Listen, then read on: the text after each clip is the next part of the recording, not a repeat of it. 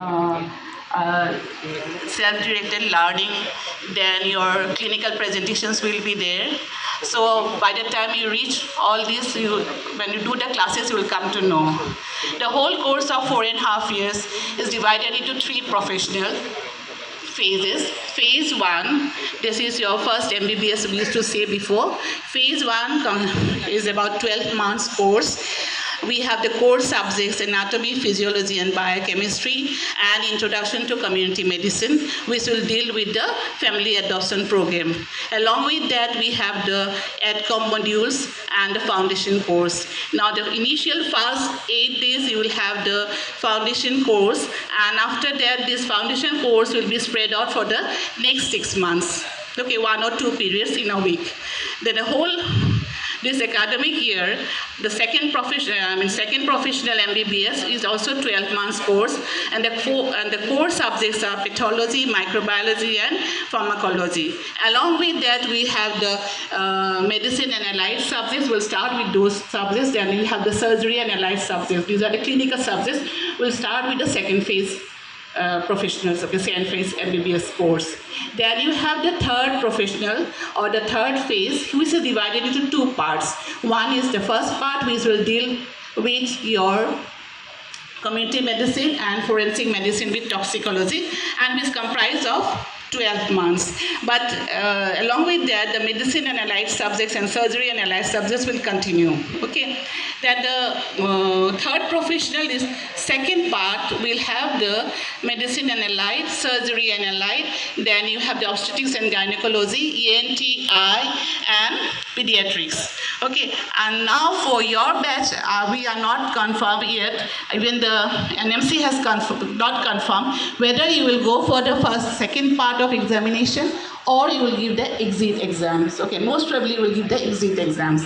Okay, and all throughout this course, you will have the family adoption program and the AdCom module. So AdCom modules is the ethics, communication and attitude. This is very much important. We are dealing in this competency-based medical education. And the main, when I'm talking about these 3 phases, the main goal of this competency-based medical education is to create Indian medical graduate who have the requisite knowledge, okay, and the skill, attitude, and the responsiveness to become the first physician of contact of the community and globally relevant. Okay, this is the main goal of competency-based medical education. Now, when you go through the courses, we will have the assessment now. We are dividing the assessment into 2 parts, formative assessment and summative assessment. Formative assessment will be in different forms. It may be your case presentation, it may be your clinical cases or your, bedside clinics or interactions will be there, seminars will be there. So on top of that, there will be internal examinations, internal assessments, and we have trimester examinations, which is dealt by the university. And this trimester, every phase will have 3 trimesters each. Okay. Now the summative assessment is organized by the university, and to seek or to be eligible for this university exams, a student must have 75% attendance in theory and 80% attendance in the practicals or the clinics, and 80% attendance in the family adoption program. So, besides, if you don't have the attendance, you are not eligible to sit in the university examinations. Now, if a student, since you are going to be in the first phase of professional, you are facing the first professional examination. So, if you do not clear in this examination, you will be given a supplementary examination that will be from within 45 days from the declaration of the results.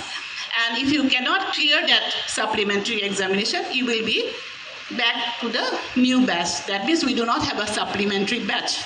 So if you have to clear in the second time.